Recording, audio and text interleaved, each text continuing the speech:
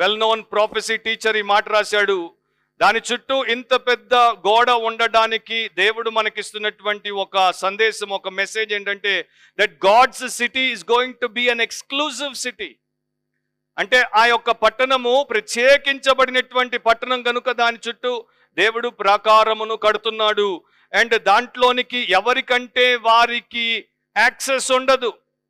ఒక విషయాన్ని ఇక్కడ మీకు చెప్తాను, జాగ్రత్తగా మీరు వినండి. చర్చ్లో ఎవరైనా రావచ్చు.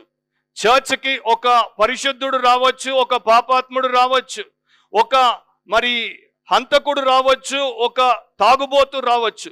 చర్చ్లో పద్ధతి ఏంటంటే హంతకుడు తాగుబోతు వస్తే సువార్త విని దేవుడి భయంతో మార్పు చెంది మామూలుగా దేవుడి వైపు తిరుగుతారు, రక్షించబడతారు. కనుక వారిని రానిద్దాం. సో చర్చ్లో ఆంక్ష లేదు, కానీ పరలోకంలో ఆంక్షలు ఉన్నాయి. ఎందుకంటే ఈ లోకంలో నీవు మారు మనసు పొందకపోతే ఇక పరలోకంలో నువ్వు మారు మనసు పొందేటువంటి అవకాశమే లేదు. కనుక పరలోకంలోనికి ఎవరంటే వారు రారు. సో నా బాధ ఏంటంటే ఈ రోజున చర్చ్కి వచ్చేటువంటి వారు తిరిగి జన్మించకుండా, రక్షణ పొందకుండా, దేవుని పిల్లలుగా మారకుండా, పాప క్షమాపణ వారి జీవితంలో ఎన్నడూ వారు అనుభవించకుండా, వారి స్వభావం మారకుండా ఇంకా పాత రోత మనుషులుగానే ఉండి మేము పరలోకానికి పోతున్నాం అని అనుకుని చచ్చిన తర్వాత వారిని దేవుడు తీర్పు తీర్చి నరకానికి పంపితే వారికి నరకంలో ఉండే శిక్ష వేదన కన్నా తగిలే ఈ షాకే ఎక్కువ బాధను కలిగిస్తుంది.